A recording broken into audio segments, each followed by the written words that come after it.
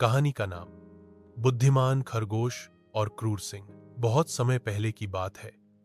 एक घने जंगल में एक बेहद शक्तिशाली और क्रूर शेर रहता था।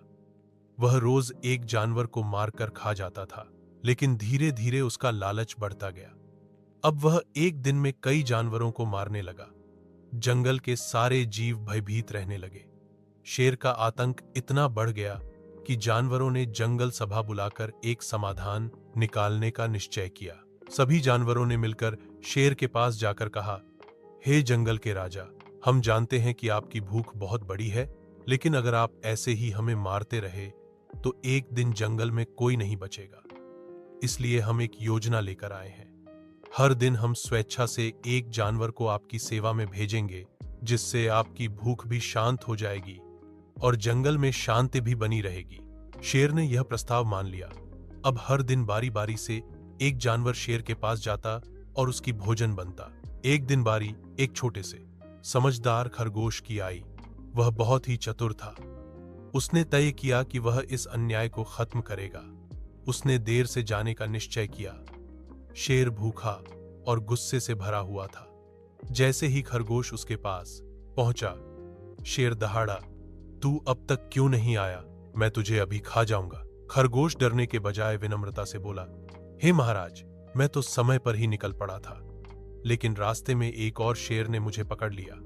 उसने कहा कि अब से वह जंगल का राजा है और वही तुम्हारी जगह लेगा। जैसे तैसे मैं उसे समझा बुझाकर यहां आया हूं। शेर बहुत गुस्से में आ गया।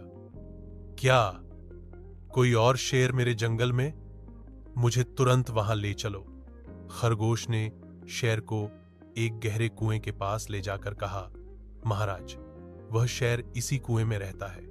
वह बहुत घमंडी है और कह रहा था कि वह आपसे ताकतवर है। शेर ने कुएं में झांका तो उसे अपनी ही परछाई पानी में दिखाई दी। उसने सोचा कि वास्तव में कोई दूसरा शेर उसमें है। गुस्से से भरा शेर जोर से दहाड़ा और जैसे ही उसकी गूंज वापस आई, उसने समझा कि दूसरा शेर भी दहाड़ रहा है। अब शेर ने बिना कुछ सोचे कुएं में छलांग लगा दी और डूबकर मर गया। सारा जंगल खुशी से झूम उठा।